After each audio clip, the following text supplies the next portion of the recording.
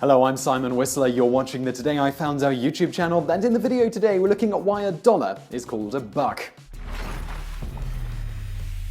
As with many etymologies, the exact root of this word is difficult to say with 100% certainty. However, the leading theory is extremely plausible and backed up by a fair bit of documented evidence. Specifically, it is thought that a dollar is called a buck thanks to deer.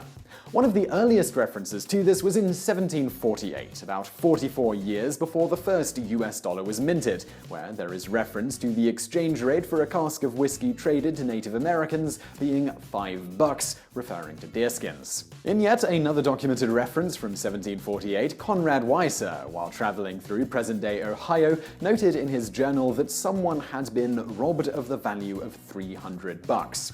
At this time, a buckskin was a common medium of exchange. There is also evidence that a buck didn't simply mean one deerskin, but may have meant multiple skins depending on quality. For instance, skins from deer killed in the winter were considered superior to those killed in the summer due to the fur being thicker.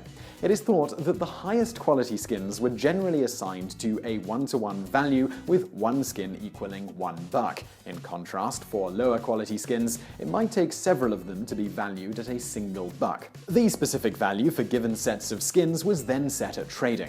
In addition, when the skin was from another animal, the number of skins required to equal a buck varied based on the animal and the quality of the skins. For instance, there is one documented trade where 6 high-quality beaver skins or 12 high-quality rabbit pelts each equaled $1. This use of skins as a medium of exchange gradually died off over the next century as more and more Europeans moved in and built towns and cities. Once the US dollar was officially introduced after the passing of the Coinage Act of 1792, it quickly became the leading item used as a medium of exchange, but the term buck stuck around and by the mid-19th century was being used as a slang term for the dollar.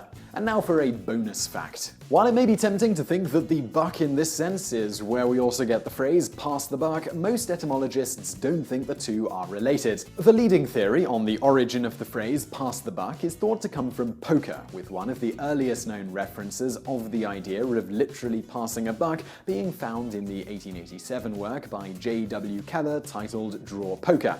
In it, Keller states, "The buck is any inanimate object, usually knife or pencil, which is thrown into a jackpot and temporarily taken by the winner of the pot. Whenever the deal reaches the holder of the buck, a new jackpot must be made." As to why it is then called a buck, it is thought that this may have arisen from the fact that buck-handled knives were once common and knives were often used as the buck in this sense. As for the figurative sense of passing the buck, this didn't start popping up until the early 20th century.